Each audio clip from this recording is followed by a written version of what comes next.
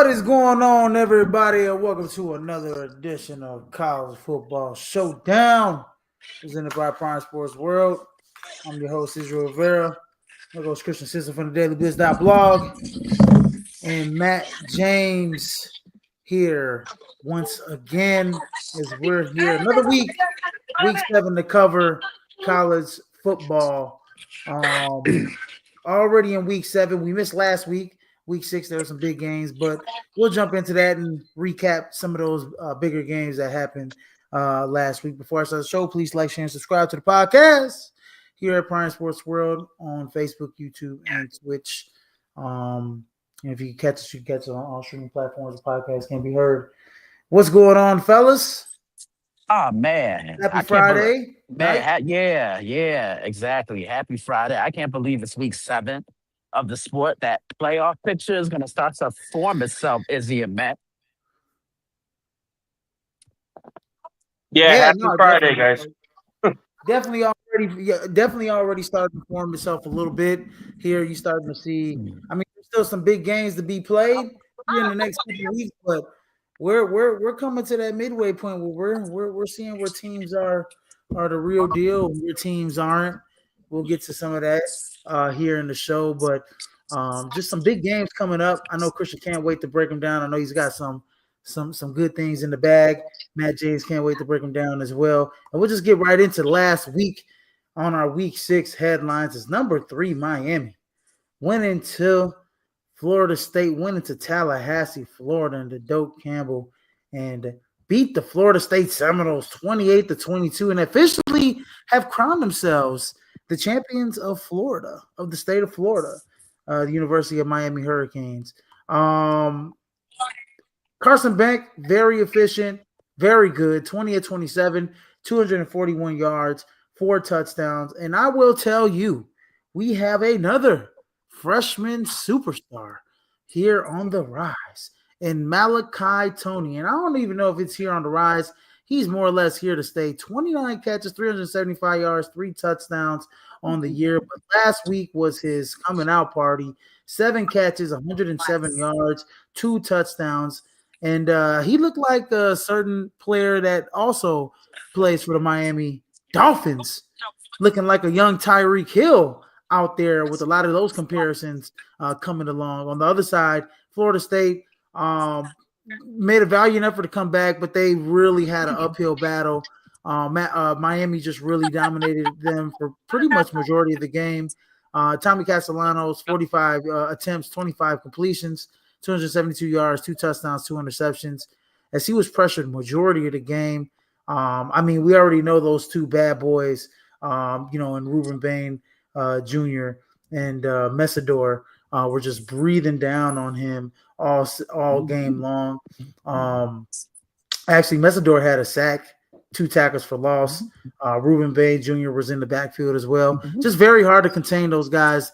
One of the best duos, probably pass rushers in America, as the Florida State Seminoles didn't drop so far in the rankings because this is Miami, pretty damn good team. They are for real. Thoughts on this game? I'll start with you, Christian. How impressive does Miami look to you now? Me personally, Izzy and Matt, I think they're the best team I've seen in college football this year. They do it on the offensive side. They're balanced. They can establish Mark Fletcher Jr. Yeah, they have 2 stud receivers. You mentioned one of them in Malachi Tony, but don't forget the other guy too, in CJ Daniels. He's a guy that can go over the top. He can stretch the field. He can go over the middle, and he could be their chain mover on third downs as well. And then defensively, you mentioned another star that they have in Ruben Bain Jr. He's so disruptive, and see the difference he makes when he's healthy. I mean, he's such a difference maker for the Hurricanes. They're well coached, and if Mario Cristobal, he continues to bring the confidence out in this football team. And most importantly, if the season were to end today, Mario will have my vote for Coach of the Year. I think he's done that great of a job with this program. The U is back. Yeah, absolutely. You touched on a very key point with Cristobal bringing the U back and should be Coach of the Year. so far, almost halfway through the season. Um, Looking forward to the rest of the season with Miami. It's Miami versus themselves. I mean, as long as they don't get bored, they should be probably the number one seed in the college football playoff. Come to it. So this is where they need to buckle down and just go at it against all the other teams too. 'Cause they've had some, strong opponents to start the season. Now it's like, all right, Yeah, get a little bit of a less. Not saying, they don't have some tough games, but it's not like playing Notre Dame, Florida State, uh, surging South Florida teams like that. So, they're probably they probably out of all the top teams in the nation. I mean, they probably have like the easier back half schedule of any top 5 team, I think, in my opinion. I mean, their strength of schedule.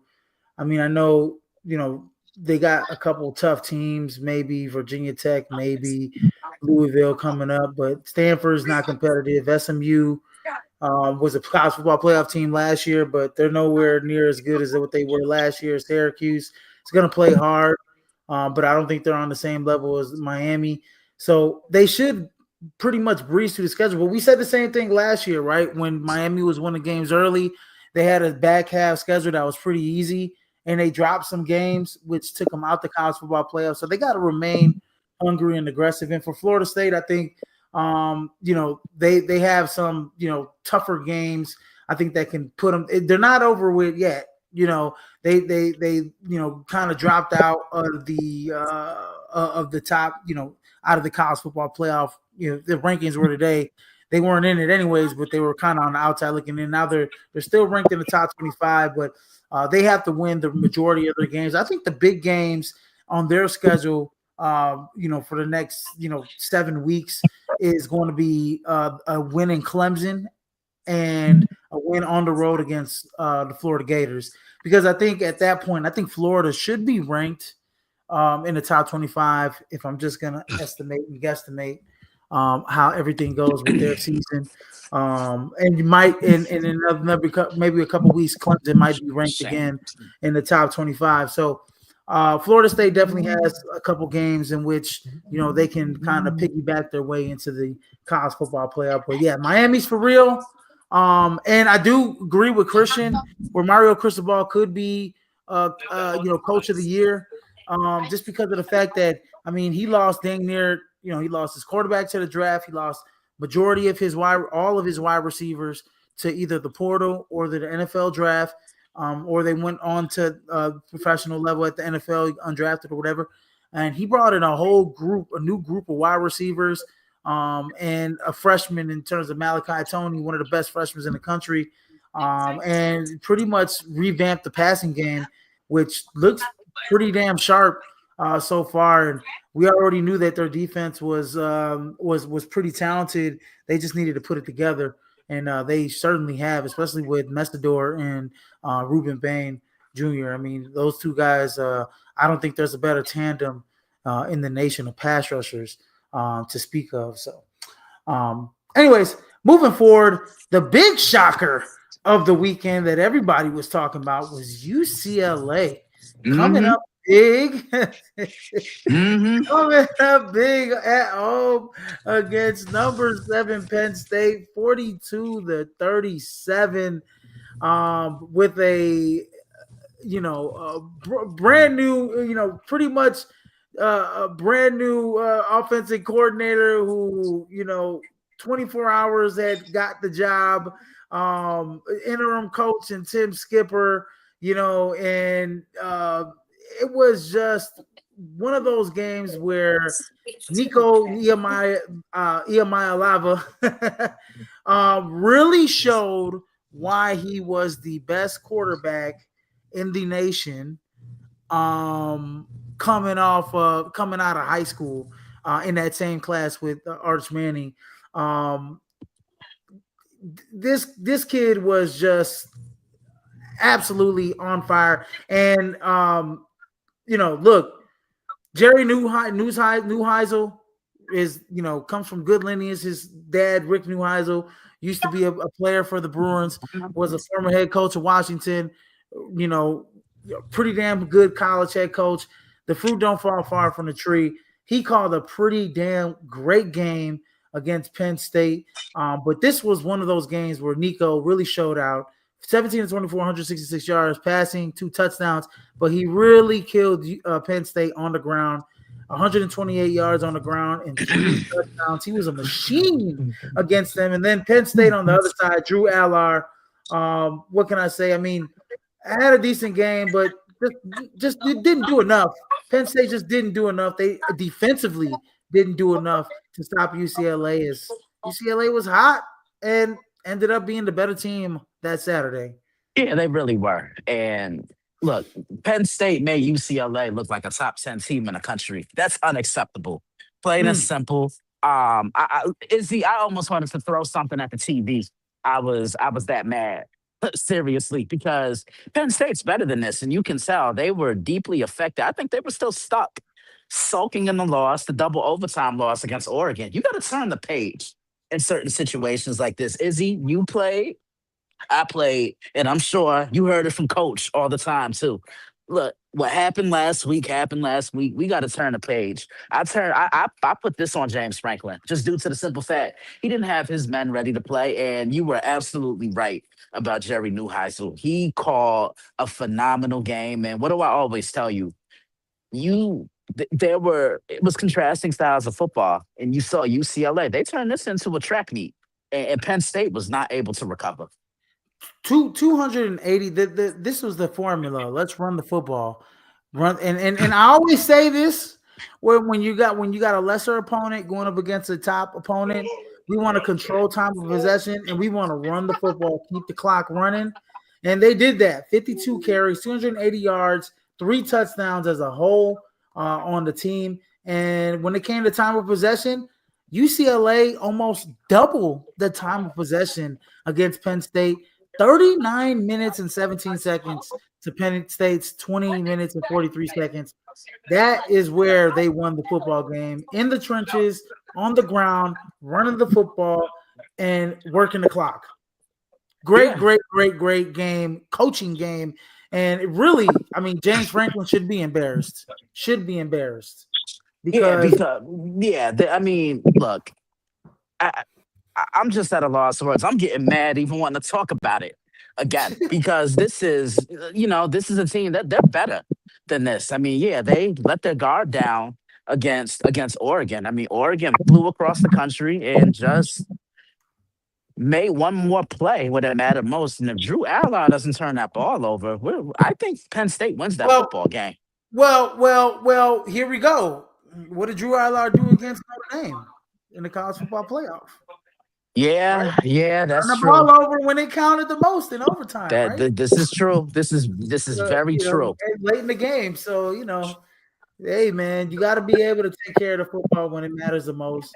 Absolutely. I actually got a question, I guess, for Matt James. Do you think this will actually catapult Nico Iamaleava, who was having a pretty pedestrian year? I wouldn't say it was below pedestrian. It was not that great of a season. Starting 6 touchdowns, 3 interceptions. He was just kind of in the boat. Do you think this will actually, catapult him and UCLA with all the changes into, maybe getting some wins here, 7-8 wins or so here on the season? They can go and maybe they could possibly be ranked. I'm not saying college football playoff, 4 losses, hell no, but maybe some more upsets here in the future for UCLA. I mean, they still can get a solid bowl game. Yeah, absolutely. And I mean, this doesn't catapult Nico. I mean, this is one game for him, and I feel like Rick Neuheisel had the perfect game the week before, where Oregon went into Happy Valley and showed him what to do. So he did exactly what he needed to do, studied the film, got his players ready, and as you guys were talking about, you run that ball against them. Don't be afraid to keep it on the ground because Oregon was just short of 200 yards themselves. It was Dreadlocks, what, 3-3, 3-0 at half, and Oregon wasn't afraid. And UCLA did the exact same thing. They kept running the ball.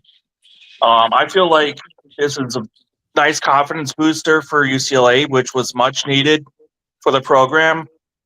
And I mean, they can string up a few wins coming up, these couple of weeks. They got one against Michigan State on the road, so they need to get a road win. They got Maryland, then they got Indiana on the road. So they can get things going. And depending Oh, on I how mean, Indiana, depending they on can what get a Indiana Final Bowl. gets this weekend, I said depending on what Indiana gets this weekend, that could be a top, going up against probably a top 3 opponent, top 5 opponent when it's all said and done for UCLA. So I do agree. I think this is going to give them a lot of momentum. I think they figured. I think Jerry Neuheisel knows that. I've said this before. He's a young coach. Everybody respects him. He's got it. He's got it out the mud, the hard way. He started out from the bottom. It's not like he's one of these kids where, he's a UCLA lifer. You know what I mean? Dad, UCLA. He played for UCLA. Started off as a GA. He could have been an offensive coordinator, somewhere else, but he decided to stay at UCLA and kind of keep trucking. And ends up getting his offensive coordinator job. And I think that, you're going to see a lot more. He's going to utilize the strengths of Nico Iamaleava moving forward, coming up here. And honestly, this is what this kid's talent is for everybody that wanted to put him down and all of this other stuff for leaving Tennessee to go to UCLA. Yeah, it might have been a bad decision. It still, I think, is a bad decision that he did that. But when you look at his talent, there's no denying that this right here is what you will see if he can put it together week in, week out. This kid's talent is on a Heisman Trophy candidate level. Yeah, that's the type of potential he has. Yeah, remember how good he was coming out the gates. I think what did him in was the simple fact of he was struggling against reading SEC defenses, and either you got to get your feet wet in the SEC, or you either do it or you don't. And he really struggled. He struggled to make much of anything happen, and I just think those SEC defenses were a little too much for him, because he looked like he was the projected favorite to win the Heisman the first 3 or 4 games of the year. Then conference play comes in, and it's a completely different ball game. Yeah. And another thing, what I like to say all the time is, coaches want to fit players into their system instead of the other way around, where coaches should really fit their system around their players, or should fit their system around the strengths of their players. Baltimore's done it with Lamar Jackson in the NFL. A lot of teams in the NFL do it. A lot of, this is why Nick Saban was so successful for so many years at Alabama, with different running backs and different coaches, different quarterbacks, coming into the fold. But and this is why Dan Lanning is so good. This is why, as a coach for Oregon, that's why he's got them as a top 10 team year in, year out. This is why Lincoln Riley is always great with quarterbacks, because he fits his quarterbacks' strengths around his system. He builds a system around his quarterbacks, and so hopefully Jerry Neuheisel is going to get that and fit the system around Nico Iamaleava's strengths. And I wanna counter on what you said. I said something about this a couple years ago. You also have to cater to the strengths of your quarterback. I think Tampa Bay did that the best when they got Tom Brady. Absolutely. And I look at it because what did they do? They got him a pass catching running back, right? He already had his Edelman and Chris Godwin. He had his possession receiver. One he didn't really have since the days of Randy Moss, because he was always throwing the ball to those small, shifty receivers. But, they get him old, reliable. They go out, they get him and acquire Rob Gronkowski. And, it's just all about making sure you put your quarterback in the proper position to win football games. You got to surround him with talent. Yeah. Absolutely. I agree. Moving on to the next game. Very disappointing. season for the Texas Longhorns as the number 9 Texas Longhorns drop one in Florida to the unranked Florida Gators, 29-21. Arch Manning season just continues to just plummet, in my opinion. His prospects continue to plummet. NFL prospects. I mean, his value just continues to go down and down by the week. 16-29, 263 yards, 2 touchdowns, 2 interceptions. He also ran for 37 yards.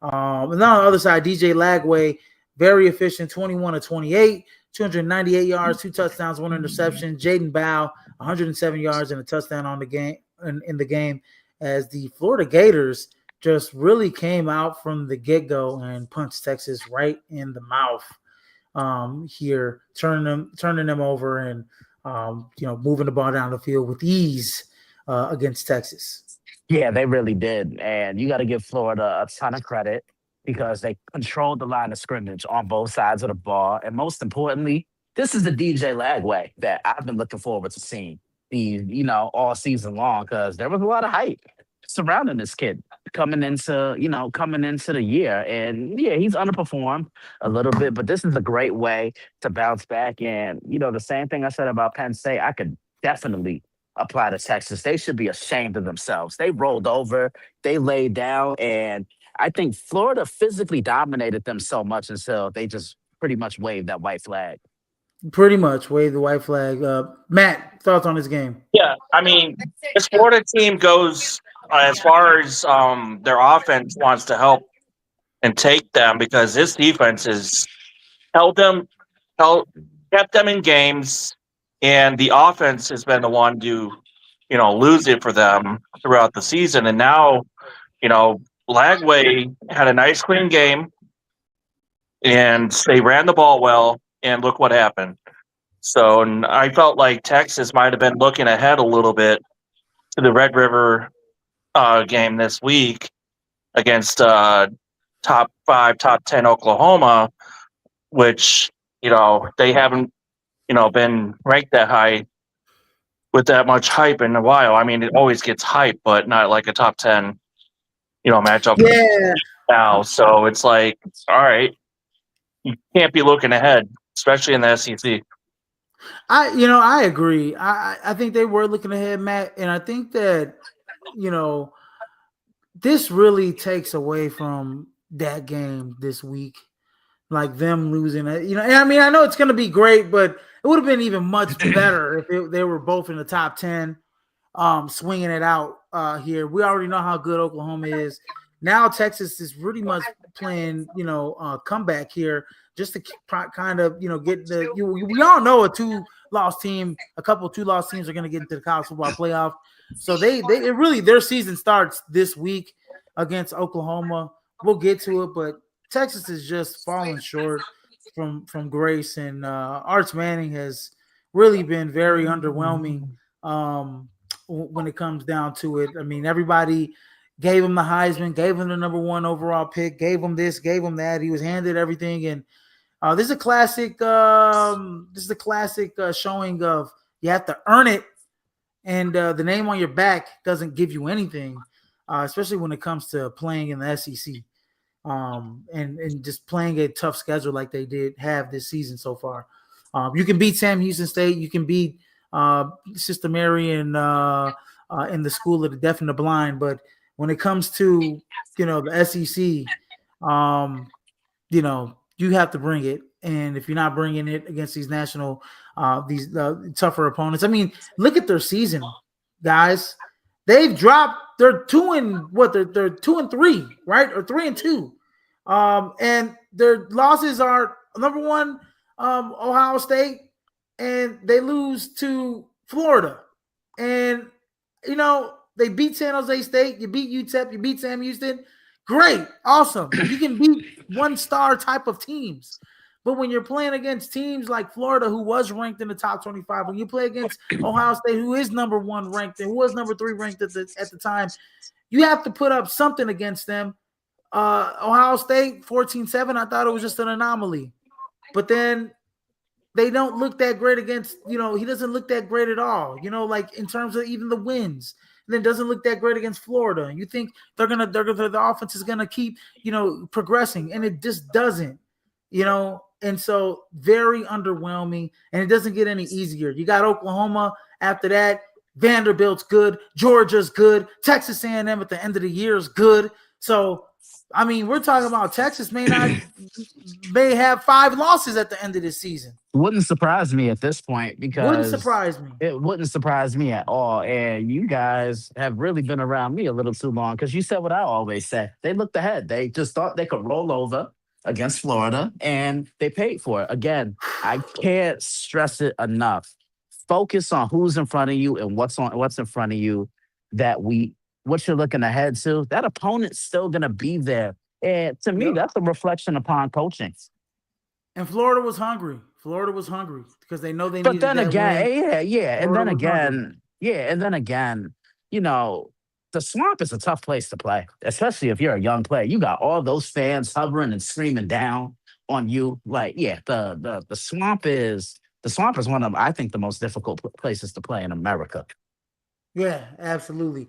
Next game and last game of the Week 6 headlines: Alabama gets their gets their revenge on number 16 Vanderbilt, as they beat the Vanderbilt Commodores 30-14. We all know how this game ended last season, as Vanderbilt beat them at home 40-35. Diego Pavia, this is when obviously Jay Milroe and all everybody else, but Jam Miller, came in here, kind of put the nail in the coffin in a way in the end on this game. But this is a closer game than what the score actually sees. This is two-score loss, but this game was 20-14 heading into the fourth quarter. I remember watching a little bit of this game. Vanderbilt was talking way too much pregame, and Alabama said, "We're gonna let our pads do the talking," and they sure as hell did in this game. And Ty Simpson, 23-31. This kid's turned the season around. 340 yards, 2 touchdowns, 1 interception. Jam Miller, 136 tough yards and a touchdown to seal it. Finally got, he's, coming back into the fold, into the offense. This Alabama team is looking like a real player, man. Ryan Williams, 98 yards. Jeremy Bernard. Isaiah Horton, that was one of the transfers that we talked about from Miami. He transferred over to Alabama. And I mean, this team just looking like a SEC, power again. And how many people, including us, wrote them off, Christian? Yeah, definitely. A lot of people wrote them off, but that loss to Florida State just seems like ancient history at this point because they got back to the basics, and you see the difference a healthy Jam Miller makes. I'm gonna put it to you guys like this, and Izzy, you hear me say it on the prime for the NFL. What James Cook is to the Buffalo Bills, that's what Jam Miller is to the Alabama Crimson Tide. He has that same type of impact. He can impact the game as a runner. He can impact it as a receiver, but it's what he does without the ball that doesn't impact the stat sheet. He can pick up blitzes. He can protect Ty Simpson's blind side. He can block. He doesn't mind getting his jersey dirty. And I mean, how could you not respect the player like that? But I give Alabama all the credit in the world. That's 2 big wins over 2 pretty big time opponents in the SEC. You go into Athens and you upset Georgia at home and you snap their winning streak, and then you get your lick back and you beat up on Vanderbilt. And I love Alabama's defensive game plan. It was simple. They kept those safeties high. They sometimes disguise looks with zone or a little bit of man, but the goal was simple. Diego Pavia, he's not beating us over the top. He's going to throw that ball underneath, and then that's how he's going to earn his yards. And Alabama's had, in my opinion, the best pass defense in all of college football. Great team win for them. And to be honest with you, Izzy, this was the first time Ty Simpson even turned the ball over. Coming into this game, he hadn't thrown any interceptions. He did throw one, but other than that, just extremely efficient. And you see the impact that Kalen DeBoer is having on this young man. Oh, yeah, absolutely, man. Matt James. Yeah, I mean, Alabama, pretty much what you said with Texas. It's like, just because you have a big name on your back doesn't mean you can waltz into any game and win. I mean, Alabama learned from 2 games over the last year. Vanderbilt and Florida State this year, that they are starting to propel and get things going at the right time. I mean, really, who has Vanderbilt beat? Pretty much nobody. I mean, they took South Carolina in South Carolina without Lenora Sellers for most of the game. Mm-hmm. Then they try to waltz into Tuscaloosa, acting like you're the big dog to your daddy. No, you're not. And I just So want, this and is the exact time Alabama needed to get going, and they know how to do it. and I want to also say this: Alabama never loses to the same opponent in back-to-back seasons. That trend just continued once again. Man, thank the Lord. Thank the Lord, baby. Alabama is back. College football is better when Alabama's back in the fold and back in the conversation of things. But that was a big game for them winning. And Ty Simpson really, reminded me of like a AJ McCarron type of quarterback. Just really accurate, really plays within the system. And man, he's looking really good. I mean, looking like a Heisman Trophy candidate so far this season, completing 70% of his passes. Moving on to the top 25, that closes the book on week 6. And as we move into the week 7 top 25, we got some changes here in the top 25. As number 1, the top 3 pretty much stay the same. Ole Miss does move down, but got Miami, Ohio State, Miami, Oregon moved down from 2 to 3. Miami looking really good for Ole Miss, and then we got Texas A&M in the top 5. Oklahoma, followed by Oklahoma, Indiana, Alabama, Texas Tech, and Georgia to round out the top 10. And then outside looking in, LSU moves up a couple slots after their loss a couple weeks ago. And LSU moves up into number 11. Tennessee, Georgia Tech continues to climb the rankings as they're pretty much at the season end of the day. They'll be right there on the cusp of possibly making the college football playoff at 5-0 in the ACC. They have some big games here in the back half that we'll get to maybe in some upcoming episodes. And then around the top 14 is Missouri moving up. They have a big game. We'll talk about that coming up. And then we have Michigan, who's quietly moving up in the rankings as well. They move up 5 slots. Notre Dame after the 2 losses. Golly, look, Notre Dame, I'll tell you, man, they lost to Miami. They lost to Texas by a total of 3 points. I keep telling people this.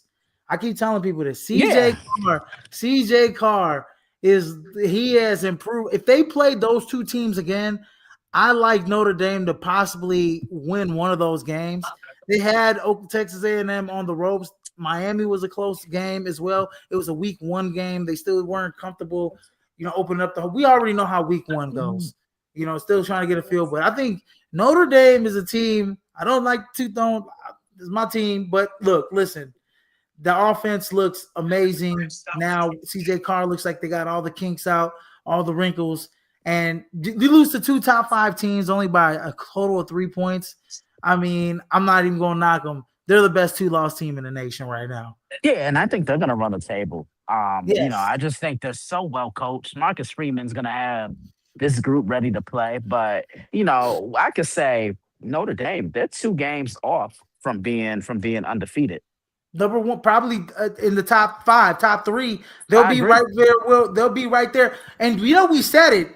I said it before the season because they were bringing back a lot of guys on offense. I know they lost some guys on defense, whatever the case is in the defensive backfield and on the line, but they still had a lot of young pieces. And I was saying today, they'll be right there back with Ohio State in the college football playoff, like maybe in a national championship or maybe in the semifinal, because they're 2 losses away from probably being the number 2 team in the nation.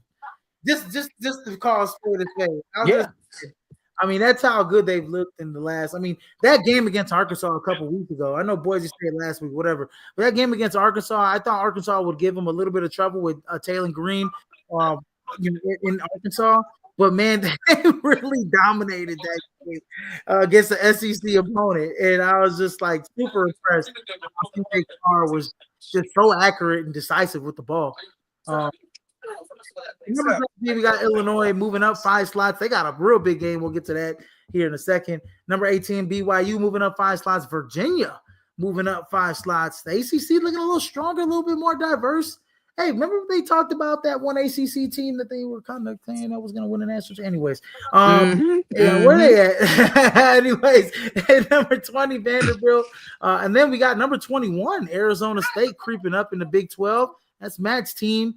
Moving up 4 slots. They got a really big game in Utah this upcoming weekend. Matt James, don't take this the wrong way. I'm sorry, brother, but I got Utah beating them this week at home. So I have Utah beating them too, even with Sam Levitt, who's out playing tomorrow. The way he's been playing great, but yeah, he is out tomorrow. I got Utah, Dan Pierre. I think it's Utah at home is going to be tough to beat for any team. But anyways, at number 22, we got Iowa State coming off that loss against Cincinnati last week, unranked Cincinnati. And then at number 23, Memphis moves up 6 slots. And then 20, South Florida, who just turned on the Jets against North Texas. They were losing in that game 21-14 at half, and they just put on the Jets, scored 28 unanswered against North Texas in that third quarter. Unreal for South Florida as they're the number 24 team. And then Florida State drops all the way down to number 25 at moving down 7 slots on the week. Moving into the week 7 games to watch, and this is where we start to get into the nitty-gritty of this episode because there are some great games, and we will start with the first game on the slot of week 7 games to watch, and that is the University of Michigan, number 15th in the nation, going into USC. And right now, USC is favored by 2.5 points. And this is going to be a very big test for those Michigan Wolverines going all the way West Coast for a young team, Bryce Underwood. This is going to be a big test for him. I honestly think, they got one of the best running backs in the nation in Justice Haynes. I think if not the best running back in the nation in Justice Haynes. He's got 8 touchdowns, 654 yards. And then on the other side, you got Jaden Maeva. They dropped out of the top 25, losing to Illinois a couple weeks back. He's got 11 touchdowns, 1 interception. He's got the best QBR in the nation, Jaden Maeva. And why? You know what, Christian? You know why he has the number 1 QBR? Because he's throwing to guys like Mekhi Lemon, who is an absolute dog out there. And not only that, Lincoln Riley is a quarterback whisperer. Yes, absolutely. Plain and simple. Absolutely. And that's going to be a big matchup, in my opinion. How is Michigan going to slow down Mekhi? Because look, Mekhi Lemon is somebody that you're going to have to circle on all year. I mean, he's probably on pace to get over 1,500 receiving yards this season. Close to 15 touchdowns this season. And again, we saw it against University of Illinois. They had a tough time slowing him down. He had 11 catches for 151 yards and 2 touchdowns. And in some cases, he was just unguardable. The kid that's going to be really key for the University of Michigan is going to be Jair Hill, 6'2", out of Kankakee, Illinois. He should be on Mekhi Lemon majority of the game. I expect him, as Jaden Sanders is their other opposite corner. And you got TJ Metcalf as well, who's another talented corner. But I think Jair Hill will be the guy to be on Mekhi Lemon all game long. But this is going to be a hell of a game. This is a good back. Honestly, Michigan has one of the how I want to say this. They have one of the defensive backfields that are underrated. All those guys are big, they physical, they fast. I don't see a guy that's under 6 foot on that Michigan defensive backfield. I mean, you got Mason Hill and Brandon Hillman. Both are dogs at safety. Mason Curtis, my bad. Mason Curtis, 6'5" at the strong safety position. They even put him in Yeah, the big nickel. Oh man, I'm telling you, those passing lanes are going to be small. Who do you guys got? I'll start with you, Christian. I like Michigan. I think they have that secondary to match up and go route for route and can get at the ball with these USC receivers. I just think they'll slow the game down. They'll establish Justice Hill and they'll keep Jaden Maeva on that sideline. This is where those contrasting styles of football are really going to show up. Michigan's going to have to ugly and muck this game up as much as humanly possible. Absolutely, Matt James. Yeah, exactly. They need to, keep the ball out of Maeva's hand. USC's put up 30 points in each and every one of their games, even the loss last week to Illinois. But they're getting back to their home, closer to their time in the evening. And I think Michigan keeps it close, but USC's offense is just on a new level right now. And I don't think Michigan can keep up with the scoring. I'm going to take USC in this one.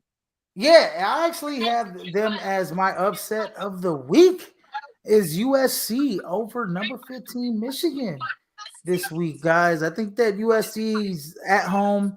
I think Makai Lemon is I think Christian's right. The defensive backfield of Michigan is super underrated. They're not being talked about enough. I think they're very good, very well coached. I think that team, if there's a team that can stop the talented wide receivers, it's this defensive backfield. But I think Makai Lemon is just super special, in my opinion. When it's all said and done, he'll be one of the top wide receivers picked in the NFL draft. When it's all said and done this season. And I think USC, has those two fast running backs as well. So I like USC to win this football game. I think Jaden Maeva is very, accurate with the football. He's got such a great, command of the offense, and I think giving it to those fast kids in the backfield as well is going to help. And Waden Jordan and Eli Sanders as well for USC. So I like USC winning this football game. And on the other side for Michigan, yeah, Justin Haynes is going to have to be real key in this game, running the football. We saw what he could do. I mean, I think he's run for 100 yards every single game this season, if I'm not mistaken. He had a 100-yard game last week. He's rushed for 100 yards in every single game this season and scored a rushing touchdown in every single game, at least one rushing touchdown in every single game this season so far. So I like Justice Haynes to kind of run the football and get another 100 yards. But when it's all said and done, are they going to open up the playbook for Bryce Underwood? Are they going to let Donovan McCulley get open? Me and Christian we're talking about Donovan McCulley last week. I think he could be a star in the Big Ten. He's 6'5", 215. He's a big body senior, but you just got to give him the football. And he's a guy that transferred last year from IU, playing for Michigan now. I think he can be a big help for this offense, but you got to get it to him. And I don't know how well Bryce Underwood is going to do that on the road in a hostile environment in Southern California. So give me USC to win against Michigan. Next game we have on the slate, and it would have been a bigger game if Oklahoma would have pulled it out, but they didn't. But it's still the Red River rivalry, as you got number 6 Texas didn't pull it out last week. As we got number 6 Oklahoma going in to face Texas in the Cotton Bowl in Dallas, Texas. This is a neutral site game right here for both of these teams. You got John Mateer on one side, you got Arch Manning on the other side. You have heated blood rivalries.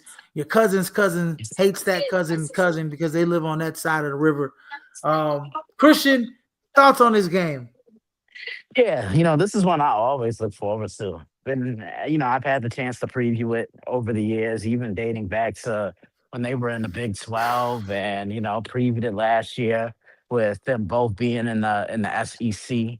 Um, Look, I just don't like anything that Texas is doing right now. I mean, there's no confidence. They don't have an identity. Offensively, to me, I've been saying it from the beginning of the year. Quintravian Wiseman needed to be the X factor for this game, and they've gotten away from feeding him the ball. They're putting way too much on the plate of Arch Manning. I know John Mateer, he wanted to come back to this one. I mean, come on, this is a rivalry game. Of course, you want to come back for that.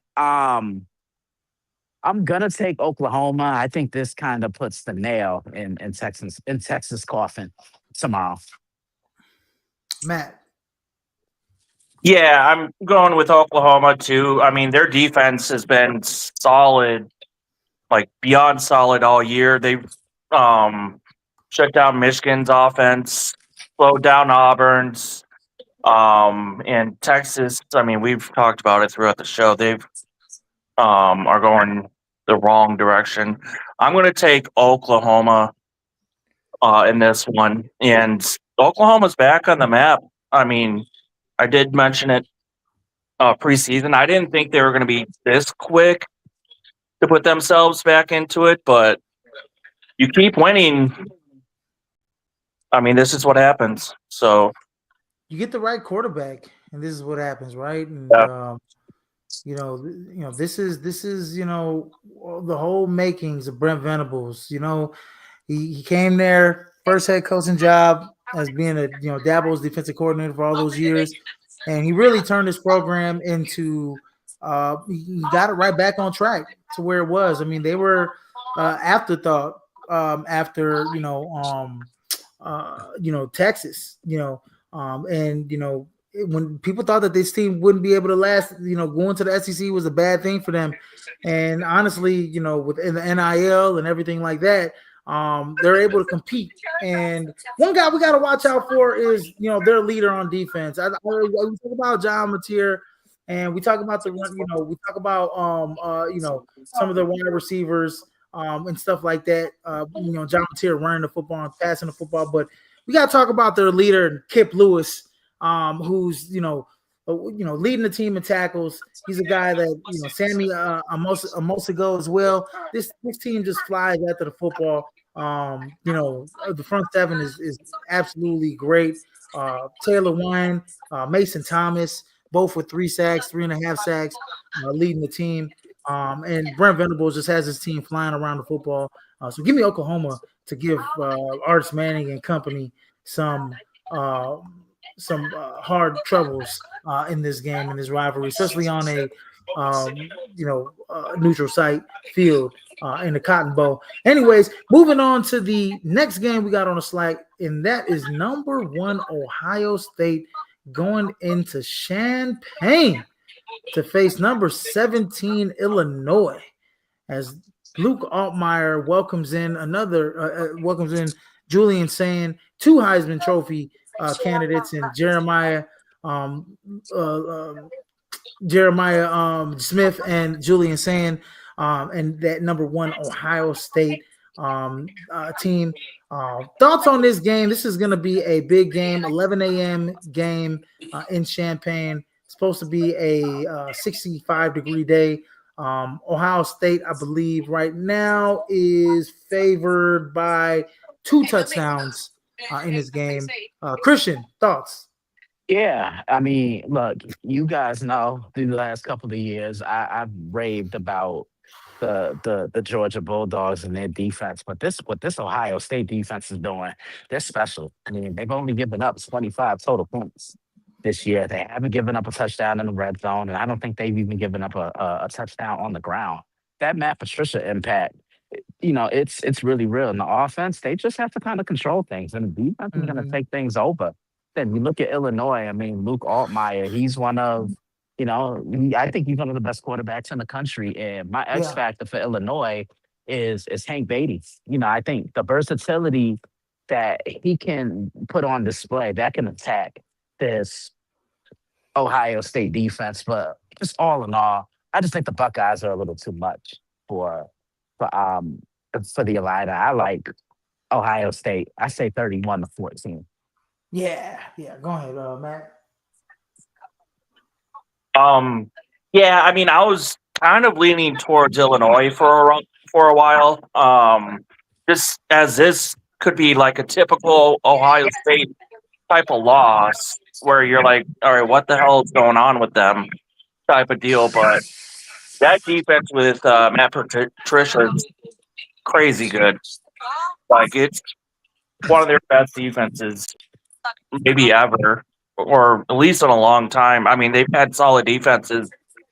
I feel like they're gonna go into Champaign and hold Illinois under 10 points again. So, Mhm. and cover that spread pretty easily. Absolutely. I do think the same thing. I think Julian Sand, Jeremiah Smith have been, on point, ever since, week one of the season.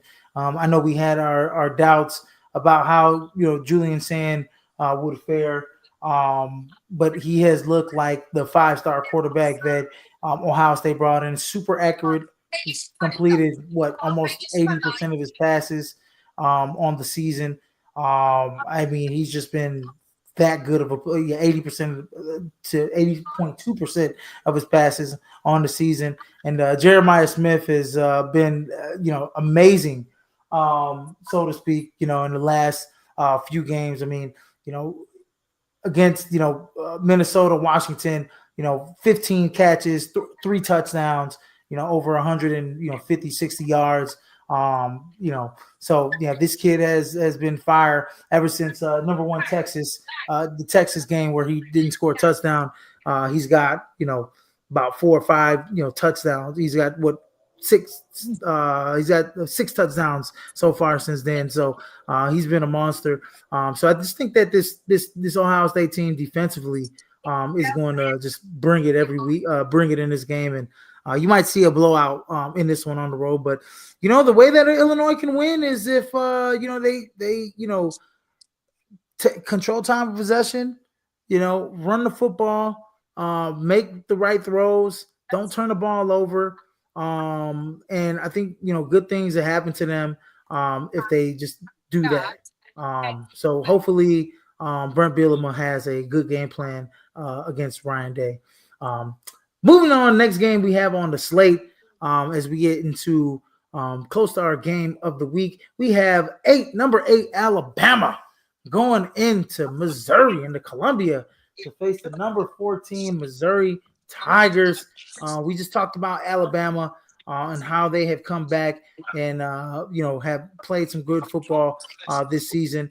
Missouri has an excellent running back in Ahmad Hardy, 730 yards, 9 touchdowns so far on the season for Missouri. And this Tigers team has just been playing great football all season. This is an 11 a.m. Kickoff as well. How do you guys see this game playing out? Number 8, Alabama. Number 14, Missouri. Christian. Yeah, looking at this one, I mean, Alabama, they've won 2 big games. They've really been rolling. I think they're the hottest team in the country right now, especially after losing that game to Florida State and how they've been able to turn the page. But this is going to be tough because, Eli Trinkwitz, he gets his man ready to play. And this is going to be my first time getting the chance to see Missouri. Ahmad Hardy play. And, Yeah. I just want to see how Alabama, how they're gonna prepare for him. But Alabama, I think they're gonna establish the tempo of the game in their favor. And I think they're gonna, they'll get Ryan Williams going, they'll get Jeremy Bernard going, Isaiah Horton, they'll get him going. Lots of Jam Miller. This is one of the better Alabama offensive attacks I've seen probably since Bryce Young was there. I'm gonna take Alabama, but they're gonna have to go and earn this one. Missouri's just not gonna lay down for them. Matt. Yeah, absolutely. I mean, I'll give credit where credit's due to Missouri being 5-0, but I mean, they haven't really beat anybody too tough, especially on Alabama's level. And as we were talking about earlier, Alabama is starting to become Alabama again. So it's going to be a tough one for them, but I have Alabama pulling this one out. Me too. I got Alabama pulling this one out. I mean, this is gonna be a hell of a game, though. I mean, they're only a 3.5 point, 2.5 point favorite. I think Ty Simpson and company are gonna have their hands full with Ahmad Hardy and company. I think at quarterback, man. I mean, shoot, Bo Prabula has been sharp as well for the Missouri Tigers. So this team could shock some folks, but I like Alabama in a close one. I don't think it's going to be nip and tuck. I think a lot of points will be scored in this one. But give me Alabama to pull it out, by in between a field goal and maybe a touchdown in this game. And then our last game of the week, and this is truly our game of the week, because we have a top 10 Big Ten showdown as the Indiana is number 70. Let me put some respect on their name. Number 7, Indiana, goes all the way across the country to face number 3, Oregon, and in the Outson Zoo in Outson Stadium in Eugene, Oregon. This is a making of a quarterback duel between Francisco Mendoza and Dante Moore. And this game, Christian, could be the factor of who wins the Heisman. Everybody kind of, has these games. What's a Heisman moment and who's going to win the Heisman? And both of these guys, Dante Moore and Francisco Mendoza, know what's on stake. Big Ten supremacy, CFP seeding, and the elusive Heisman Trophy at the end of the season. I'll start with Christian. How do you think this game is going to play out? Man, y'all know what time it is. I know what time. That's why I is. started with you. I knew what time it was. Look, let's do it on my count. 1, 2, 3. Shameless plug. Number 1, baby.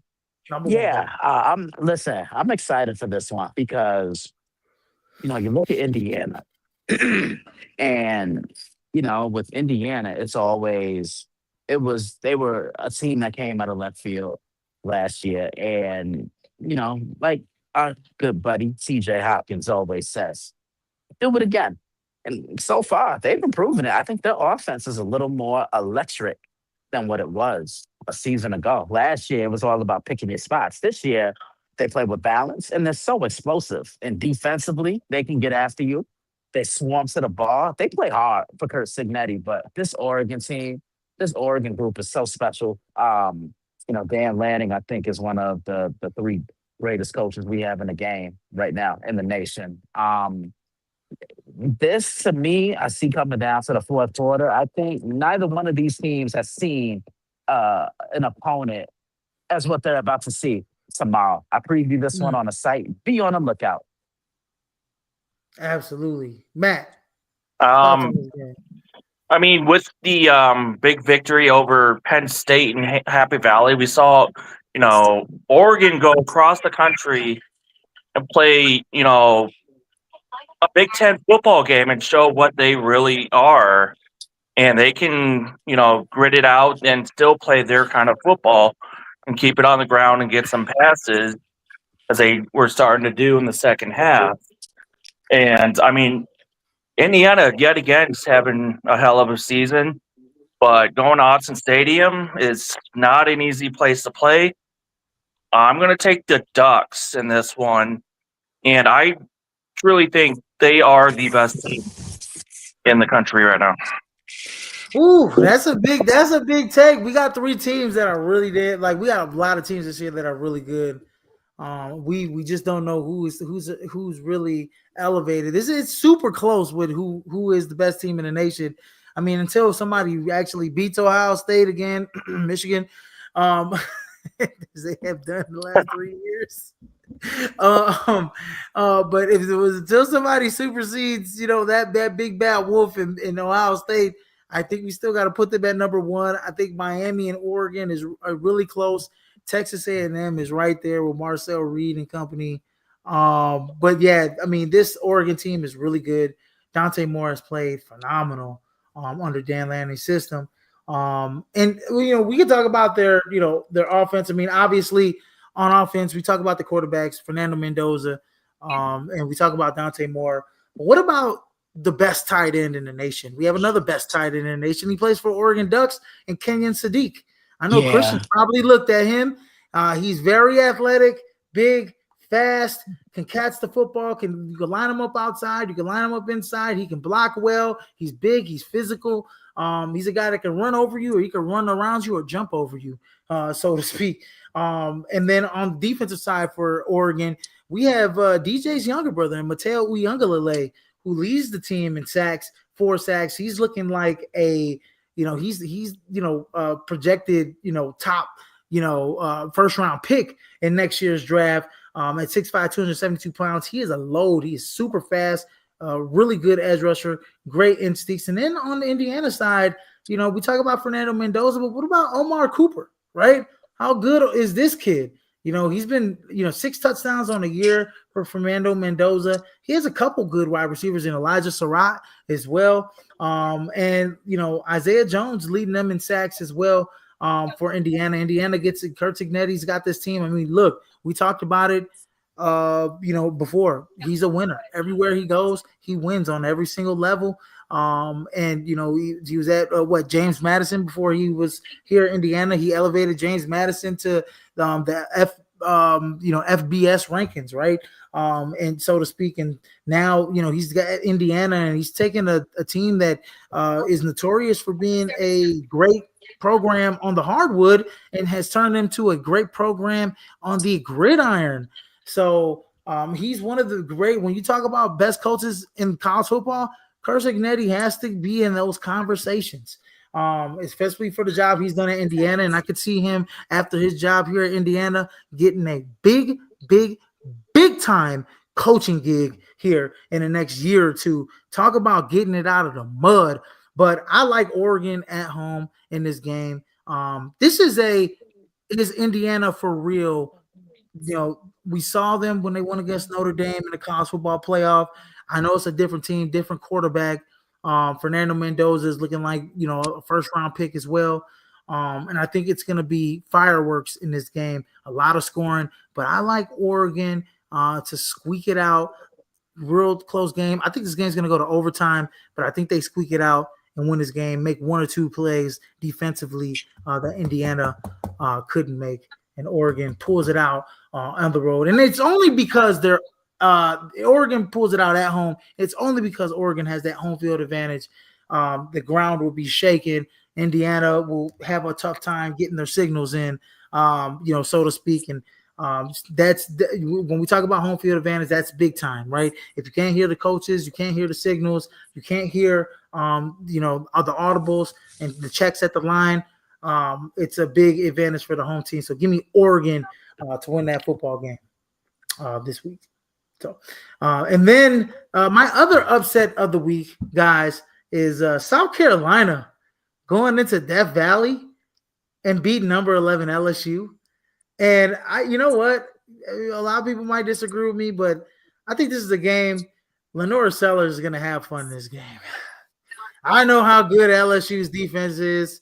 I know LSU's got the one loss on the record, losing to Ole Miss a couple weeks ago. They're looking to get off the snide, but ever since the close loss to Missouri, Lenora Sellers, 35-13. You're supposed to beat Kentucky by that much, but Lenora Sellers, looks a little bit healthier. He was 11-14 in that game. He also ran for 81 yards. I like this game. This is going to be another fireworks game. We got guys, we got Weeks, we got Harold Perkins Jr., we got all types of different, superstars on LSU, and we got some great players on South Carolina. I like South Carolina to pull out the victory in Death Valley. 6:45 kickoff.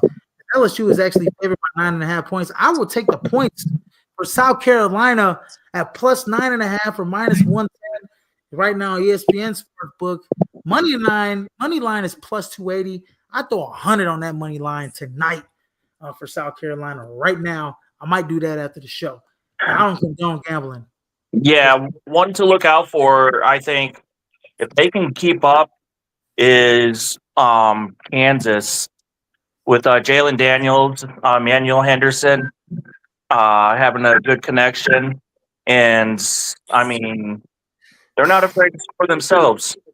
So look out for them for a big upset tomorrow. Already we both already mentioned Utah over ASU, so it's Yeah, another. Utah's Uh, favorite. And Sam Levitt's not playing, so yeah, really so it would be an upset in rankings wise, but I don't think it'd be upset in any of the sports but books this week. Arizona over BYU is another one. I mean, Noah Fafita playing well, Arizona playing well. Golly, I mean, they had a great season 2 years ago, and then last season was like they didn't have a great season at all with Tatario McMillan with T Mac there at wide receiver for with his cousin Noah Fafita, but Fafita has been playing excellent football this season. And I like Bear Bachmeyer for BYU. That's going to be a hell of a game. But I do like Arizona to win that football game against BYU and storm the field tomorrow night as well. So, what about you, Christian? Any upsets? Nah, I don't think this week. None at all. But, I mean, part of me wants to say and agree with you that South Carolina over LSU. But, I think LSU is going to be pissed off. They're going to be ready to play. They'll come in with a chip on their shoulder because they felt that was a game against Ole Miss they should have won. And they let the guard down, plain and simple. Absolutely, absolutely, man. And then our Week 7 Heisman rankings. I got Carson Bank all the way at the top of the list with Dante Moore right there after him. Jeremiah Smith, I talked about it. He's got 6 touchdowns in the last 4 games. Scored a touchdown in his last 4 games. He's coming along very strong. I mean, shoot, he'll be the number 1 draft pick out of this draft if he was eligible coming up here. He's how great he is. How good he is, golly, man. Shoot, he's got a grown man. He's a grown man already. He's only like 19, 20 years old. Gee, he could play in the NFL tomorrow if he wanted to. And number 4, we got Fernando Mendoza. And then Ty Simpson, I talked about him. He's having a great season so far. Picked it up since that week 1 loss to Florida State. Ty Simpson's jumped right into the Heisman rankings. It seems like we're starting to get some cementation there at the top. Carson Bank. We talked about Carson Beck already for a few weeks. We talked about Dante Mayer there for a few weeks. Jeremiah Smith, we already knew he was going to be a Heisman candidate. He's been sneaking up until he's submitted. And Fernando Mendoza, those 4 right there have been pretty much talked about in the top 4. If I'm not, if I will not be surprised if those are the 4 guys invited to New York at the end of the season. And then my dark horses are John Mateer from Oklahoma and Julian Sand from Ohio State as well. Anybody else you guys got on the list? I can't disagree with this list, but I think I put Ty a little bit higher. I mean, a win in Georgia, a win against Vanderbilt. He's yet to turn the ball over, but I can't disagree with number 1. I mean, Carson Beck.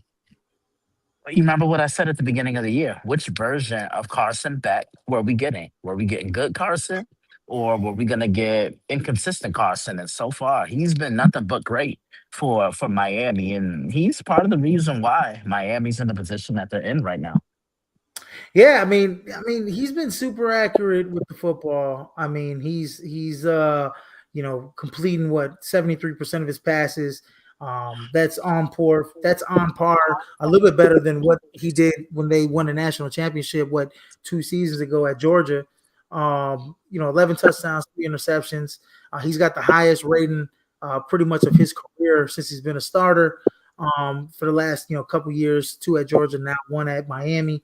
And I think he's got a array of weapons and a comfortability there down in South Beach that he's from Florida, he's from Jacksonville.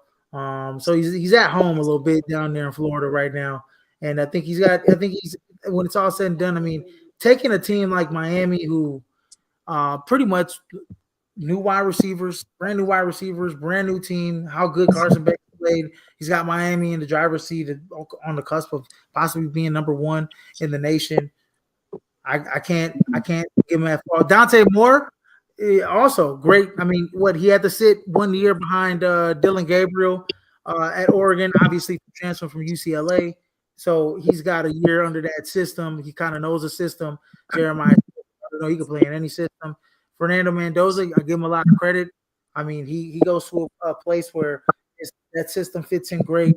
But I just think what Carson Beck is doing in my opinion, right now. Might be a little bit more might be a little bit more impressive than some of the other guys who, have been in their systems for a little longer. Ty Simpson's 4 years in Alabama, 2 years under this Kalen DeBoer system. Finally gets his chance, right? Carson Beck has been playing excellent quarterback play. So that's why I got him at number one. But I have no ill will against Ty Simpson. He's very deserving of being possibly ahead of Fernando Mendoza, possibly ahead of Jeremiah Smith as well. Anyways, that's a wrap, ladies and gentlemen, for the show. Please like, share, and subscribe to the podcast. Catch Christian's article on Indiana and Oregon an hour before the kickoff here tomorrow night. And make sure that you guys watch all the football games because it's going to be a great one this Saturday. And make sure to catch us on all streaming platforms where podcasts can be heard. I'm your host, Israel Rivera. There goes Christian Sister from the Daily Blitz.blog and Matt James here for another edition of College Football Showdown. We'll be back Monday for the NFL review show, so you guys don't want to miss that hot content. And before I get up out of here, y'all know what I like to say in case I missed you tonight. Good afternoon, good evening, and good night, ladies and gentlemen. Oh, he just threw that thing off the backboard like T-Mac and 02 in Philly just for me to say, holla at your boy. Holla at your boy, and we will see you again. Peace out, ladies and gentlemen. Have a good weekend. Be safe.